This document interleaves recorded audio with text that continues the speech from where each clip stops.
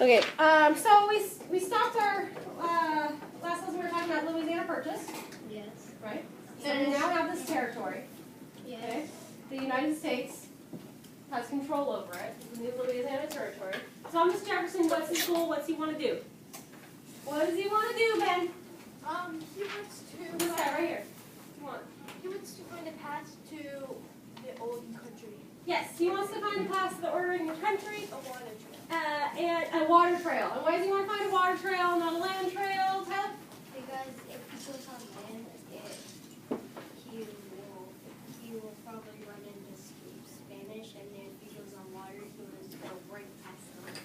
Right. Okay, so yeah, in the Spanish they might be still occupying it, but remember now we just purchased it, and it was at the same exact time that we decided to send a crew. Okay.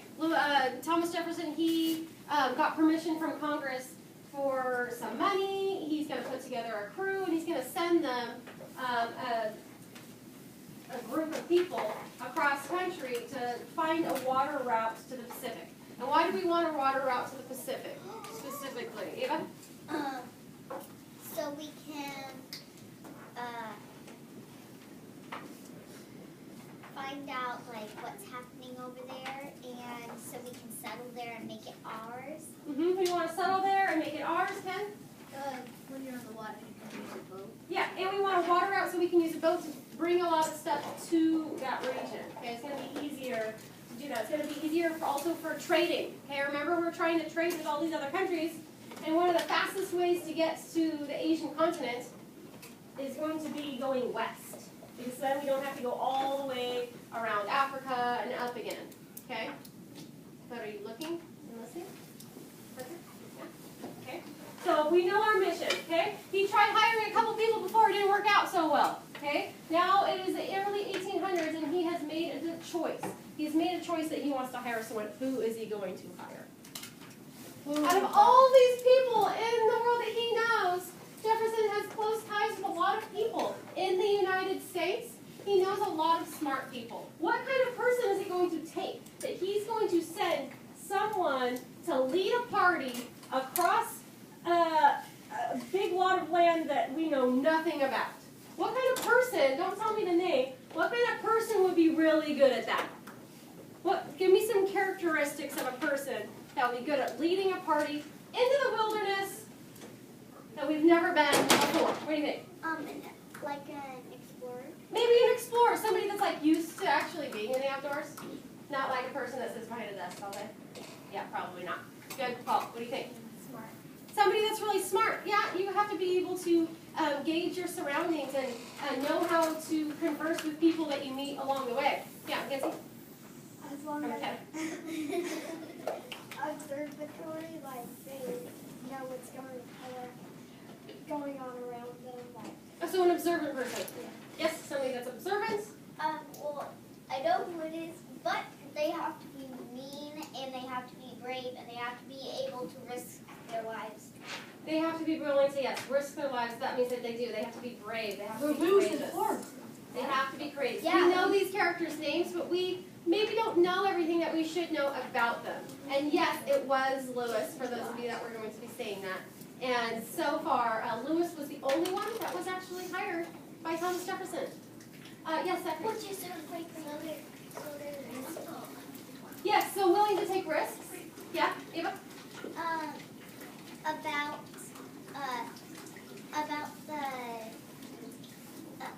About Clark, he was only like hired by Lewis, sort of.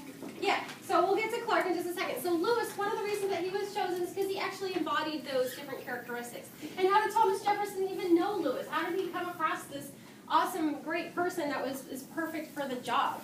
How did he come across him? Okay, he actually knew him since he was born. Like he knew him since birth. Thomas Jefferson, living in Virginia, was neighbors with Meriwether Lewis's father. Okay, so they were neighbors and friends. And so Thomas Jefferson actually watched Meriwether Lewis grow up. So he was around him. They lived near each other. And remember Thomas Jefferson? He had all those kids, and then like most of them died. Except for one. Yeah. So he actually didn't have any sons. All of his sons died in youth. So he didn't have a son.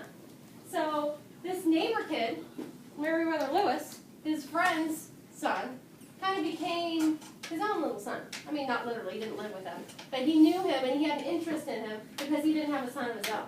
Okay? So that made him have a special interest in this character. Okay? He kind of thought of him as his own son. Yeah. So he was like a nephew to him? Yeah, kind of. Yeah, and they lived near each other. Okay? But as Meriwether Lewis was coming of age and getting older, he decided that he wanted to leave Virginia and he wanted to become a soldier. He wanted to get out of there and do something great for his country, and he wanted to be active. And so he had that background, just like Thomas Jefferson did, with going out into the wilderness and learning about the land around him. So he kind of was a frontiersman growing up as a kid. But then he decided when he was a teenager that he wanted to become a soldier. So in 1792, he left his plantation that he was in charge of, okay, his plantation, his farm, to go be a soldier. And luckily at that same time, well, not luckily, I shouldn't say that, because when you're going into battle and that kind of thing, it's not necessarily like a positive thing. But lucky for him, he had an opportunity to try out what it might be like to be a soldier. Because in 1794, there was this weird thing called the Whiskey Rebellion. The Whiskey Rebellion. What's whiskey? It's Beer. like alcohol. Alcohol. Kind of, Yeah, but it's liquor. It's like really, really strong. It's really strong liquor. It is alcohol, okay? And so what was happening over in the Ohio country here, we had frontiersmen living there.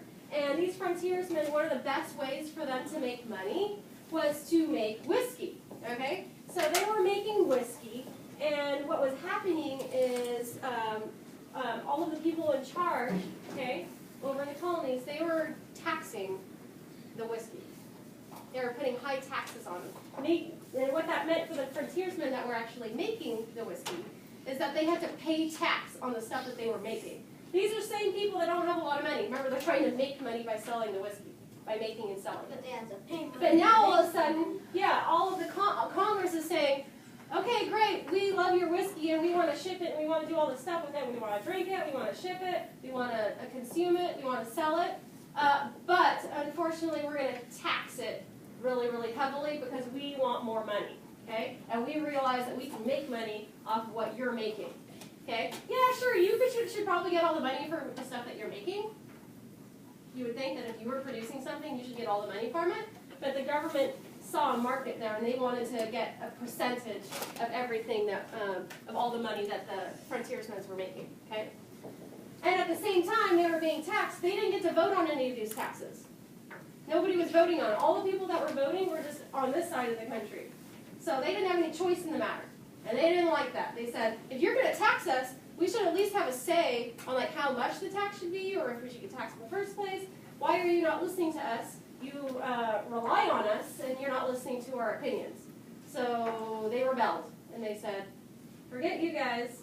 We're going to stand guard, and we are not going to pay our taxes. And so the government didn't like that.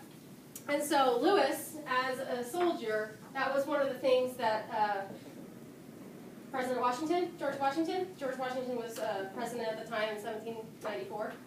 He called for more soldiers. He said, I need more soldiers, I need more people to go and fight the rebels, okay?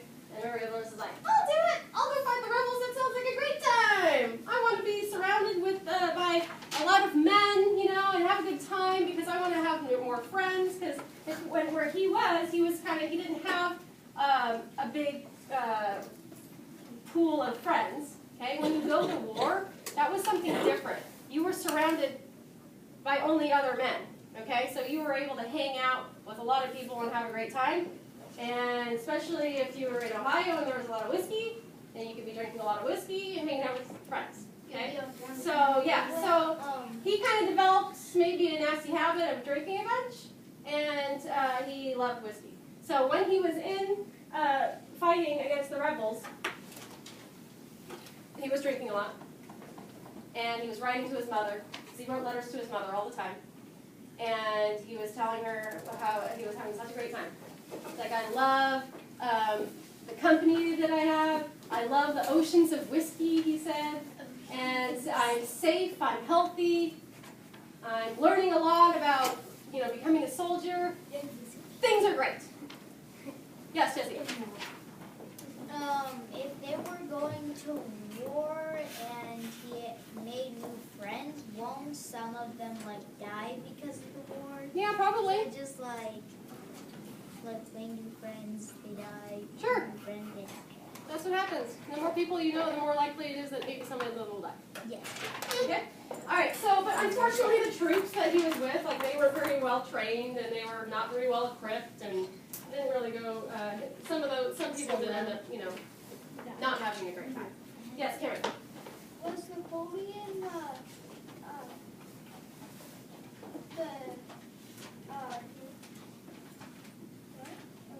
Well, right now we're kind of going back in history a little bit to just get a quick little bio of Lewis, okay? So at this point, we don't actually have the Louisiana Purchase, and we haven't really talked to Napoleon yet, okay? So he's in the army, this guy, okay? And then after the Whiskey Rebellion, he joined the regular army to keep an eye on the Native American population. That was their job. That was their job. They were like, we do not want them we have to make sure that everything was staying calm, okay? We didn't want the Native Americans and the new Americans to be fighting a bunch, okay? So they were just stationed out in this area just to ensure that there was peace. They weren't going around and attacking people. They were keeping an eye on things and making sure things stayed calm. So that was his main job there. It was very quiet. There were no wars, which means for a soldier that's actually kind of boring, okay? A lot of the men that became soldiers and frontiersmen, they wanted action, they wanted adventure, okay? So those 5 years for Lewis were not, that fun. And he kind of got into a little bit of trouble because he was drinking a lot. And sometimes when you drink too much, you start acting differently. Just a little. Yeah, he was getting drunk, and he ended up picking a fight with somebody. And he ended up going into this person's house, and they got in a big argument, a drunken argument. And the person that he was in his house, he said, you know what, we need to just settle this. Let's settle it with a duel. Okay, and it was a fellow soldier. And one of the rules when you were a soldier at this time is that you do not have drunken arguments, and you also do not ask anybody to duel. You do not ever position a duel to somebody else. You're not supposed to do that as a soldier. So that was against rules for war. And what happened is the judge looked at it, and they went to court for it, and he said, he didn't go through with the duel. And they found out that, yeah, Lewis was drunk. He was kind of guilty of that, but he also shouldn't have been challenged to a duel. So instead, they were like, we just need to separate these people, okay? So, Lewis, you're going to be removed from the regular army, and you are going to the artillery section of the army, okay? A different section, which is actually a little bit more prestigious. And so it was there that he met William Clark. William Clark was 4 years older than him, and he was in charge of that section of the army. He was in charge. So he went to this new section of the army. William Clark is in charge, and they end up kind of bonding and getting to know each other a bit and working with each other for several years. Okay? And then years later, in 1801, Jefferson is still thinking of Meriwether Lewis. He's like, now is my time that I need to actually choose somebody to take this adventure, to be in charge.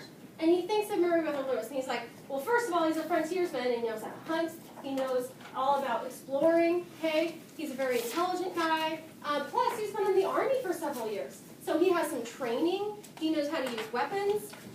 He seems like the perfect person for the job, okay?